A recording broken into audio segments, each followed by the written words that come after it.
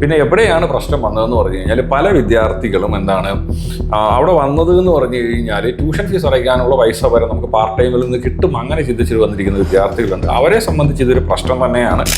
Minimum 3.5 മുതൽ 4 ലക്ഷം രൂപ വരെ സാലറി മേടിച്ച് ജർമ്മനിയോ അല്ലെങ്കിൽ ഓസ്ട്രിയയൊക്കെ പോലുള്ള ഏതെങ്കിലും രാജ്യങ്ങളിലൊക്കെ പോയി വർക്ക് ചെയ്യാനുള്ള ഓപ്ഷൻ ഇടാം. സർ, കേരളത്തിൽ നിന്ന് ധാരാളം സ്റ്റുഡൻസ് BSc നഴ്സിംഗ് പഠിക്കാൻ വേണ്ടി തിരഞ്ഞെടുക്കുന്ന ഒരു രാജ്യമാണ് ജോർജിയ. സോ ജോർജിയയുടെ ഇപ്പോഴത്തെ പാർട്ട് ടൈം ജോബിൻ്റെ ഫെസിലിറ്റീസ് എങ്ങനെയാണ്, കൂടാതെ തന്നെ അവിടുത്തെ സ്റ്റഡി മെത്തേഡ് എങ്ങനെയാണെന്നൊന്ന് വിശദീകരിക്കാമോ? ഇന്ന് കേരളത്തിൽ നിന്ന് എനിക്ക് തോന്നിയെന്ന് പറഞ്ഞാൽ വളരെ ഒരു വലിയ നമ്പർ ഓഫ് സ്റ്റുഡൻസ് ജോർജിയയിൽ BSc നഴ്സിംഗ് പഠിക്കാനായിട്ട് പോകുന്നുണ്ട്. അപ്പോൾ എബ്രോഡ് പോയിട്ട് നോർമലി BSc നഴ്സിംഗ് പഠിക്കുന്ന വിദ്യാർത്ഥികളെ സംബന്ധിച്ചിട്ട് അവർ ഫസ്റ്റ് ഫോക്കസ് ചെയ്യുന്നതെന്ന് പറഞ്ഞാൽ നല്ല കരിക്കുലത്തിൽ പഠിക്കുക, അതിനുശേഷം എന്താണ് വളരെ നല്ല രീതിയിൽ പ്ലേസ്ഡ് ആവുക, പിന്നെ പഠനത്തോടൊപ്പം തന്നെ അവരുടെ ജീവിത ചിലവൊക്കെ മീറ്റ് ചെയ്ത് കൊണ്ടുപോകാനായിട്ട് പാർട്ട് ടൈമുള്ള ഒരു രാജ്യം കൂടെയാണെങ്കിൽ നോർമലി സ്റ്റുഡൻസ് ചൂസ് ചെയ്യാറുണ്ട്. ഓക്കെ, ഇപ്പോൾ ജോർജിയയുടെ കേസിലോട്ട് വരുന്ന സമയത്തെന്ന് പറഞ്ഞാൽ Georgia ECTS system follow up ചെയ്യുന്ന ഒരു രാജ്യമാണ്. ജോർജിയ ഒരു യൂറോ ഏഷ്യൻ രാജ്യമാണെങ്കിൽ പോലും വളരെ പ്രോപ്പറായിട്ട് European credit transfer accumulation system follow up ചെയ്യുന്ന ഒരു രാജ്യമാണ്. വളരെ മികച്ച യൂണിവേഴ്സിറ്റികൾ ഉള്ളൊരു രാജ്യം കൂടെയാണ്.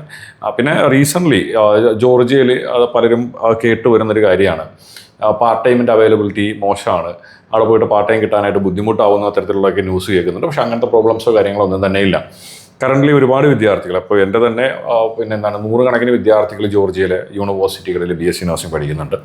കറൻ്റ്ലി എന്താണ് അവരുടെ ജീവിത ചെലവ് പാർട്ട് ടൈമിൽ നിന്ന് മീറ്റ് ചെയ്ത് കൊണ്ടുപോകാനായിട്ടുള്ള ഓപ്ഷൻസും ഒക്കെ അവൈലബിൾ ആണ്. അപ്പോൾ വളരെ ബഡ്ജറ്റീവായിട്ട് BSc നഴ്സിംഗ് പഠിക്കാനായിട്ട് സാധിക്കുന്ന കൺട്രികളിലൊന്നാണ്.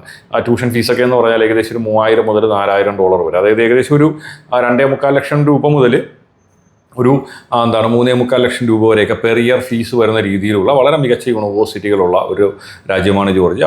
വളരെ ബഡ്ജറ്റീവായിട്ട് വിദ്യാർത്ഥികൾക്ക് പഠിക്കാനായിട്ട് സാധിക്കുകയും ചെയ്യും. അതുകൊണ്ട് തന്നെയാണ് ഇന്ന് ഏറ്റവും അധികം വിദ്യാർത്ഥികളുടെ അവിടെ ഒരു ഫസ്റ്റ് പ്രയോറിറ്റി ആയിട്ട് ബഡ്ജറ്റീവ് നഴ്സിംഗിന് വേണ്ടിയിട്ട് എന്ത് ചെയ്യുന്നത് ജോർജിയ എന്ന് പറയുന്നൊരു പ്രിഫറൻസ് എടുക്കുന്നത്.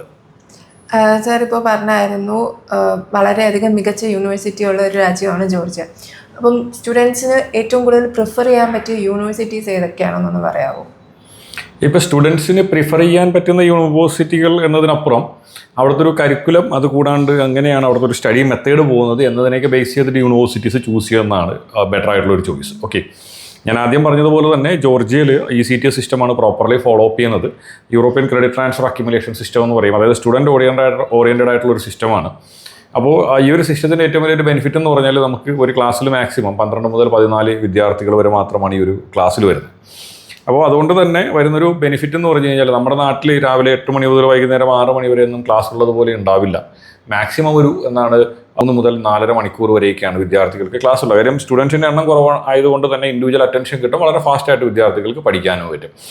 അപ്പോൾ ഈ ഒരു ക്ലാസ് ടൈം കഴിഞ്ഞതിന് ശേഷം സ്റ്റുഡൻസിന് എന്ത് ചെയ്യാൻ പറ്റും, അവരുടെ അഡീഷണൽ ആയിട്ടുള്ള കാര്യങ്ങൾ, ചിലപ്പോൾ എക്സ്ട്രാ കരിക്കുലർ ആക്ടിവിറ്റീസ് ചെയ്യുന്ന വിദ്യാർത്ഥികളുണ്ടാവും, പാർട്ട് ടൈം നോക്കുന്ന വിദ്യാർത്ഥികളുണ്ട്. അപ്പോൾ അഡീഷണൽ ആയ കാര്യങ്ങളിൽ കൂടെ എന്ത് ചെയ്യാൻ പറ്റും, അവർക്ക് പ്രോപ്പറായിട്ട് ഫോക്കസ് ചെയ്യാനായിട്ടുള്ള ഒരു ഓപ്ഷൻ എന്തുണ്ട് ഈ ക്ലാസ് കഴിഞ്ഞതിന് ശേഷം അവർക്ക് അവൈലബിൾ ആണ്. Okay, then the next thing ഞാൻ നേരത്തെ പറഞ്ഞ നമ്മുടെ യൂണിവേഴ്സിറ്റികളുടെ ക്വാളിറ്റിയിലോട്ട് വരുന്ന സമയത്ത് ജോർജിയയിലുള്ള പ്രോഗ്രാം നമുക്ക് 2 ടൈപ്പിലാണ് പ്രോഗ്രാംസ് അവൈലബിൾ ആയിട്ടുള്ളത്. ഒന്നെന്ന് പറഞ്ഞു കഴിഞ്ഞാൽ പ്യുവർലി ഇംഗ്ലീഷ് മീഡിയത്തിൽ പ്രോഗ്രാം നടത്തുന്ന യൂണിവേഴ്സിറ്റികളുണ്ട്.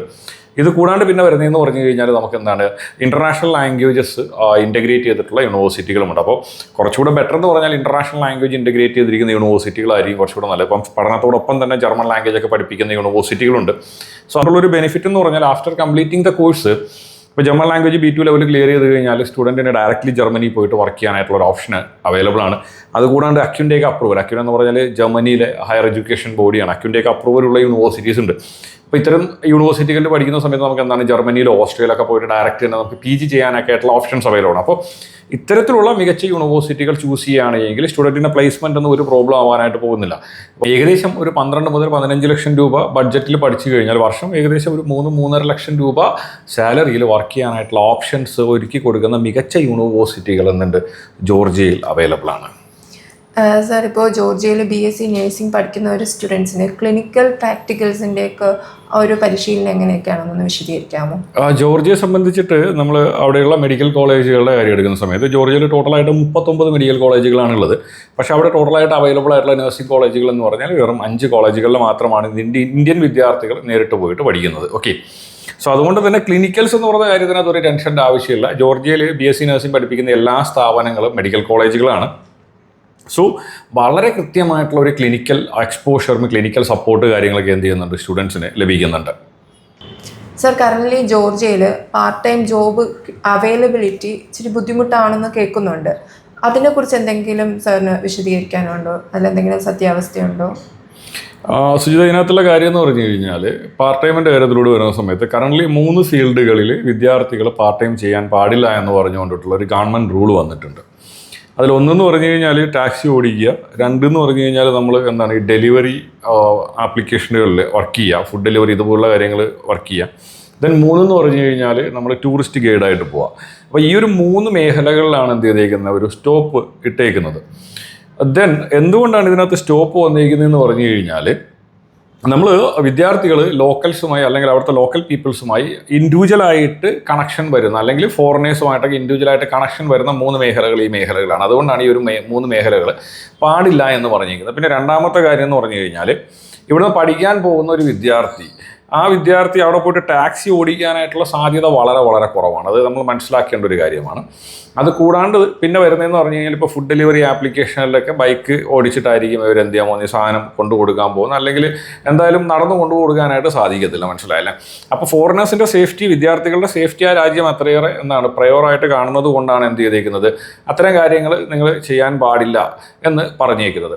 പക്ഷേ ഒരുപാട് വിദ്യാർത്ഥികൾ, ഇപ്പം നമുക്ക് സൂപ്പർ മാർക്കറ്റിൽ വർക്ക് ചെയ്യുന്ന വിദ്യാർത്ഥികളുണ്ട്, മോളുകളിൽ വർക്ക് ചെയ്യുന്ന വിദ്യാർത്ഥികളുണ്ട്, ഇപ്പം മെക്ബി, KFC, ബർഗർ കിങ് ഒക്കെ പോലുള്ള വലിയ ഫുഡ് നെറ്റ്വർക്കുകളിൽ വർക്ക് ചെയ്യുന്ന വിദ്യാർത്ഥികളുണ്ട്, അവിടെ ടെലികോളിംഗ് സെൻറ്ററുകളിൽ ഇൻ്റർനാഷണൽ വോയിസിൽ വർക്ക് ചെയ്യുന്ന വിദ്യാർത്ഥികളുണ്ട്, ഗെയിമിംഗ് സെൻറ്ററുകളിൽ വർക്ക് ചെയ്യുന്ന വിദ്യാർത്ഥികളുണ്ട്, കഫേകളിൽ വർക്ക് ചെയ്യുന്ന വിദ്യാർത്ഥികളുണ്ട്. അങ്ങനെ വിദ്യാർത്ഥികൾക്ക് നോർമലി വർക്ക് ചെയ്ത് അവരുടെ ലിവിങ് കോസ്റ്റ് മീറ്റ് ചെയ്യാൻ പറ്റുന്ന രീതിയിലുള്ള ഒരുപാട് ഓപ്ഷൻസ് എന്തുണ്ട് നമുക്കിന്ന് അവൈലബിൾ ആണ്. മനസ്സിലായത്? സോ അപ്പം കറൻ്റ്ലി പാർട്ട് ടൈം എടുക്കണം എന്ന് ആഗ്രഹിക്കുന്ന വിദ്യാർത്ഥികളെ സംബന്ധിച്ച് ഒരു തരത്തിലുള്ള പ്രോബ്ലം ഇല്ല, പാർട്ട് ടൈം ഒക്കെ അവൈലബിൾ ആണ്.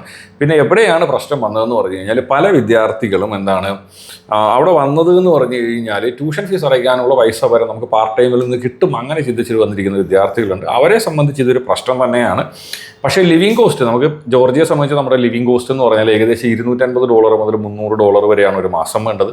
അത് മാനേജ് ചെയ്യാനായിട്ടാണ് നിങ്ങൾ പാർട്ട് ടൈം എന്നൊരു പ്ലാനിൽ വരുന്നതെങ്കിൽ സ്റ്റുഡൻസിനെ അത് ബാധിക്കാനായിട്ട് പോകുന്നില്ല, ഒരു പ്രോബ്ലം അല്ല. കുട്ടികൾ കറൻ്റ്ലി ഇപ്പോഴും പാർട്ട് ടൈം എടുത്ത് വർക്ക് ചെയ്യുന്നുണ്ട്. അതുപോലെ തന്നെ ഇനി വരുന്ന വിദ്യാർത്ഥികൾക്ക് എന്ത് ചെയ്യാം, പാർട്ട് ടൈം ജോബ് ചെയ്യാനായിട്ടുള്ള ഓപ്ഷൻസ് അവൈലബിൾ ആണ്.